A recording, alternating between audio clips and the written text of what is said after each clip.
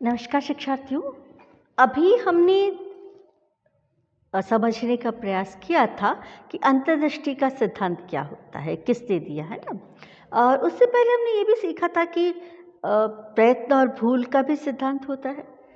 अब दोनों हमें लगभग समान ही लग रहे थे, तो जब लिखने का मौका आता है तो हम थोड़े से परेशान हो जाया करते हैं कि आखिर इसमें अंतर क्या है। सेम ही तो है, तो ऊपरी तौर पर हमको ये क्योंकि सेम दिखाई देता है, पर बेसिक जो अंतर है वो हमें थोड़ा सा समझने का प्रयास करना होगा, तो हम समझ जाएंगे। आइए आज इसी प्रयास को अपन लोग करते हैं कि इसमें अंतर क्या है। ठीक है, प्रयत्न और भूल तथा अंतर्दृष्टि द्वारा सीखना, इन दोनों में क्या अंतर है। हालांकि देखिए एक दूसरे पर निर्भर है, ये बात सही है, पर फिर भी यदि पूछ लिया जाए तो हमें पता होना चाहिए। तो आज इसीलिए इसको रख रही हूँ आपके सामने, क्योंकि बच्चों को ये समस्या हुई थी कि मैम कुछ एक सही लग रहा है। ठीक है, चलिए आज अपन इसी पर प्रयास करते हैं समझने का। तो आप लोग अपने कॉलम बना लीजिए अलग अलग, तो मैं जैसे जैसे समझाती जाऊंगी तो उन दोनों को अपने अपने उस पर नोट करते जाइएगा। जैसे पहला अंतर पे अपन बात करते हैं कि जो प्रश्न और भूल है, इस विधि के द्वारा जब सीखना होता है तो उसमें हम लोग कौशल को प्राथमिकता देते हैं कि कौशल है, किसी कार्य को करने की कितनी कुशलता है व्यक्ति के पास। तो कौशल और कुशलता के आधार पर सीखना सुनिश्चित होता है। तो किसमें? प्रयत्न और भूल के द्वारा में, है ना।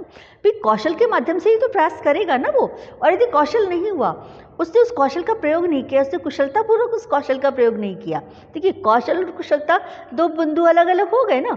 कौशल तो है, पर मैंने उस कौशल का कुशलतापूर्वक उपयोग नहीं किया तो मैं नहीं सीख पाऊंगी, है ना। तो कौशल और कुशलता दो पृथक पृथक कारक हो गए। क्लियर हो रहा है ना। कौशल मीन्स ज्ञान होना, उसको किस तरह से, किस कौशल से किया जाना। पर मैंने जब किया उसको क्या वास्तव में उसी कौशल के माध्यम से उतनी तत्परता के साथ उस क्रिया को अपनाया, मतलब कौशल को कुशलतापूर्वक अपनाया, तो मेरा सीखना अलग किस्म का होगा, है ना। तो प्रयास और भूल के द्वारा जो सीखना है वो कौशल और कुशलता पर निर्भर करता है। ठीक है, मेरे पास कितना कौशल है उस काम को करने का, और मैंने उस कौशल को किस कुशलता पूर्वक प्रयोग किया, तब जाके मेरा सीखना हुआ। और मेरे पास कौशल तो है, पर मैंने उस कौशल का कुशलता पूर्वक प्रयोग नहीं किया, तो वो मेरा सीखना संभव नहीं हो पाया। अब देखिए इसका विपरीत जो अंतर्दृष्टि वाला था, वह कौशल और कुशलता से अधिक महत्वपूर्ण भूमिका जो होती है हमारे मस्तिष्क की या हमारी जो बौद्धिक क्षमताएं हैं उनकी। कि जैसे उच्च बौद्धिक क्षमताएं हैं यदि बालक में, तो वह तुरंत एकदम क्लिक करता है उसके माइंड में कोई विचार कि हाँ इसको ऐसे किया जा सकता है। तो इसमें मस्तिष्क की भूमिका रहती है कि मस्तिष्क उसको किस तरह से एकदम फोकस्ड वे में देखता है उस समस्या को, कितना वो केंद्रीय भाव से उसको देखता है कि वो अचानक से उसको कुछ विचार उत्पन्न हो जाती है। तो ये हमारी मस्तिष्क की क्षमता, हमारी ध्यान केंद्रित करने की क्षमता पर निर्भर करता है। तो जो अंतर्दृष्टि द्वारा सीखने का सिद्धांत है किस पर निर्भर हो गया? उच्च बौद्धिक क्षमताओं पर, हमारी बुद्धि के प्रयोग पर, कि हम किसी समस्या को कितना पिन पॉइंट, कितना फोकस वे में, कितना केंद्रित स्वरूप में देख रहे हैं। क्या हमारा ध्यान तो नहीं भटक रहा, जैसे वो अर्जुन वाला नहीं था कि सिर्फ मछली में आंख ही दिखाई दी थी उसको धनुष चलाने के लिए, तो वो वहीं फोकस था, और जो अन्य व्यक्ति थे वो फोकस नहीं थे, तो उन्हें पूरी मछली दिखाई दे रही थी। तो उनका जो सीखना था वो अलग किस्म का हुआ। उस उदाहरण से आपको समझ में आया ना कि उच्च बौद्धिक स्तर और मस्तिष्क और बुद्धि की जो क्षमता है वो हमारे अंतर्दृष्टि को प्रभावित करती है। तो अंतर्दृष्टि द्वारा सीखने का जो सिद्धांत है वो हमारी बौद्धिक क्षमताओं से प्रभावित होता है। तो ये पूरा पृथक हो गया। देखिए कुशलताएं भी बौद्धिक क्षमता से आती है, पर वो करने से आती है, वो अभ्यास से आती है कुशलताएं। क्लियर? और कौशल भी सही दिशा में आगे में, सही तरीके से आगे करने पर होता है। ये अक्सर जैसे फिजिक्स के विद्यार्थी समझ सकते हैं कि जिनमें कुशलताएं होती हैं वो फिजिक्स की किसी समस्या का समाधान थोड़ा समय लेते हैं पर निकाल लेते हैं, और जिनमें बौद्धिक क्षमताएं होती हैं या जिनकी ध्यान केंद्रित करने की जो क्षमताएं होती है वो पिन पॉइंट होते हैं, वो कुछ सूत्र लगाते हैं और निकाल लेते हैं उसका समाधान। तो एक क्लिक हुआ कि ये सूत्र से काम हो जाएगा, उसे हम अंतर्दृष्टि कहते हैं। ठीक है ना। तो कौशल कुशलता हुई जिसने समय लगाया, प्रयास किया, बार बार किया और उस समाधान की तरफ पहुंचा, और अंतर्दृष्टि तुरंत पहुंच गया। क्लियर। तो देखिए कौशल कुशलता के लिए क्या हुआ, हमारी जो संवेदिक प्रेरक समन्वय है वो भी होना चाहिए कि हमारी जो मांसपेशियां हैं, हमारी जो ग्रंथियां हैं, हमारी जो क्रियाएं हैं, संवेदी प्रेरक, मतलब अंदर से प्रेरणा भी तो होनी चाहिए ना कि इन समन्वित गतिविधियों को कर पाने की।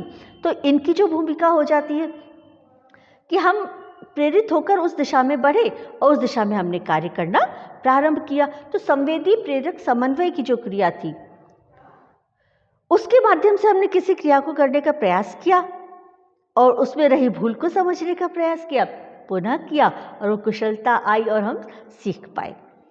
तो प्रयत्न और भूल में जो दूसरी भूमिका वो संवेदी प्रेरक तंत्रिकाओं की रहती है।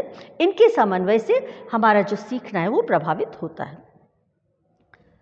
और जो दूसरा हमारा अंतर्दृष्टि वाला सीखने का सिद्धांत है, ये पूरी तरह से प्रत्यक्षीकरण पर निर्भर करता है कि हमने उस घटना का, उस परिस्थिति का, उस समस्या का प्रत्यक्षीकरण किस तरह से किया, उस आधार पर हमारा सीखना प्रभावित होता है।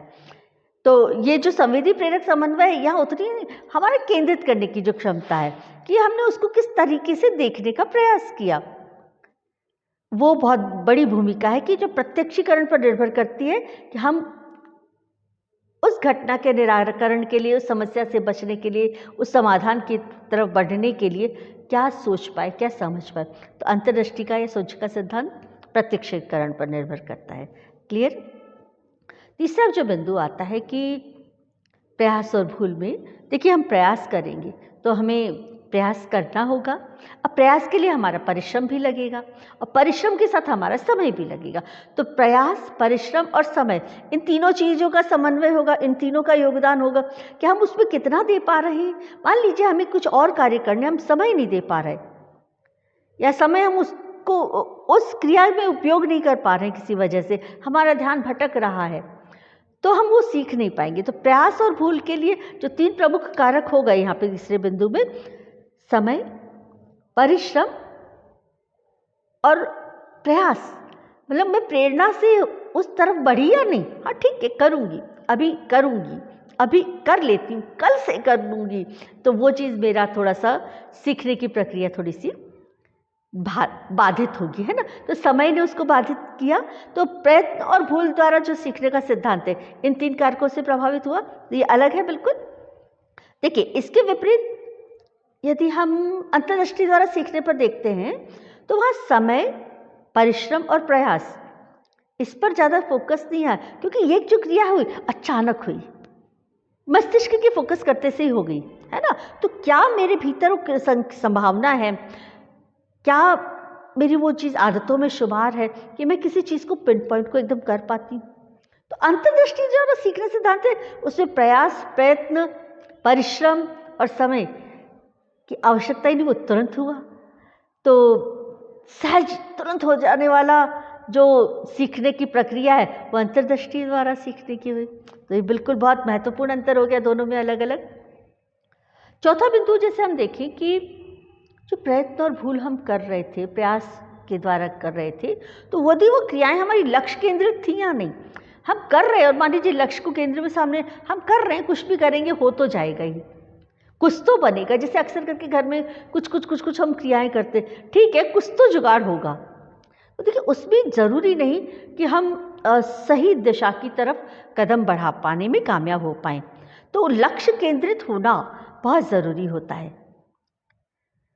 प्रयास और भूल में किसका लक्ष्य केंद्रित होता है? उन क्रियाओं का, उन कौशलों का, उन कुशलताओं का, उन प्रक्रियाओं का लक्ष्य केंद्रित होना हमारे सीखने को प्रभावित कर देता है। यदि लक्ष्य केंद्र में नहीं है और हम तरह तरह के प्रयास करके देख रहे हैं कि आज नहीं तो कल हो जाएगा, हम इस तरह से भी करके देख लेते हैं और उस तरह से भी करके देख लेते हैं। तो ये कोई लंबा समय हो जाएगा, है ना, मतलब लक्ष्य केंद्रित नहीं रहा तो प्रयत्न और भूल के द्वारा हमारा जो सीखना है प्रभावित होगा।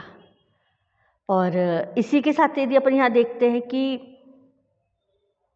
अंतर्दृष्टि द्वारा जो सीखना होता है उसमें क्रियाएं जो हैं वो लक्ष्य केंद्रित होती हैं, ये बात तो सही ही है, पर इसके अलावा एक हमारा जो मस्तिष्क है, वो जो अचेतन मस्तिष्क जिसे हम कहते हैं, अचेतन में या अवचेतन में जो क्रियाएं हमारी चल रही होती उनकी वजह से हमारे को सूझ पड़ती है। तो ये हमारी रुचियों पर, हमारी क्षमताओं पर और हमारे अवचेतन मस्तिष्क में चलने वाली जो अवधारणाएं, वो क्रियाएं, उनसे प्रभावित होता है। तो ये जो अंतर्दृष्टि है इसमें मस्तिष्क की चेतन अवचेतन की जो भूमिका है, अचेतन मस्तिष्क और अवचेतन मस्तिष्क की जो भूमिका है वो प्रमुख योगदान देती है। उसकी वजह से बालक सीखने की तरफ कदम बढ़ाता है, उससे सीखना प्रभावित हो पाता है। अब फिर हम 5वें बिंदु की तरफ यदि कदम बढ़ाते हैं तो हम पाते हैं कि प्रयत्न और भूल में क्या होता है कि कोई भी समस्या है, आज आई, आज हमने समाधान निकाल लिया, फिर कल कोई दूसरी समस्या आई, तो हमें हर समस्या के लिए प्रयास अलग किस्म से करना होता है, हर समस्या के लिए प्रयास करना पड़ता है। मतलब यदि मेरे पास 5 समस्या है तो मुझे 5 समस्याओं के लिए पृथक पृथक प्रयास करने होंगे, प्रयत्न करने होंगे, तब मैं उन समस्याओं के समाधान को सीखने की संभावनाएं मेरे भीतर पैदा हो पाएंगी। तो इसमें बारंबार प्रयास की भूमिका रहेगी। अब बारंबार प्रयास, क्योंकि समस्याओं का प्रकार अलग हो गया, या कोई घटना अलग हुई, या परिस्थिति अलग होगी, परिस्थिति से में समय अलग हो गया, उसका भूगोल अलग हो गया, उसको प्रभावित करने वाले तंत्र अलग हो गए, कि आर्थिक क्रिया अलग हो गई, समाज कुछ अलग हो गया, तो स्वाभाविक है मेरी क्रियाओं का, मेरे कौशलों का जो पूर्व में जो भूमिका थी उसका उतना विशेष प्रभाव नहीं रहेगा। मुझे नए सिरे से फिर अपने कौशल का प्रयोग करना पड़ेगा, तब मैं उस चीज़ को सीख पाऊंगी। जबकि हम अंतर्दृष्टि द्वारा जो सीखना कहते हैं, इसमें हमारा जो अनुभव है या हमारा जो सामान्यीकरण करने की जो हमारी क्षमताएं हैं, या जो हमारी प्रत्यक्षीकरण की भूमिका है, जो वो प्रमुखता से रहती है कि हमने उस घटना को किस तरह से देखा, या हम किन्हीं घटनाओं को किस तरीके से देखते हैं। कि हमें अचानक से सूझता कि मुझे ऐसा कर लेना चाहिए, मैं ऐसा कर लूँ, तो ये सूझा ना मेरे भीतर से, वो क्यों हुआ?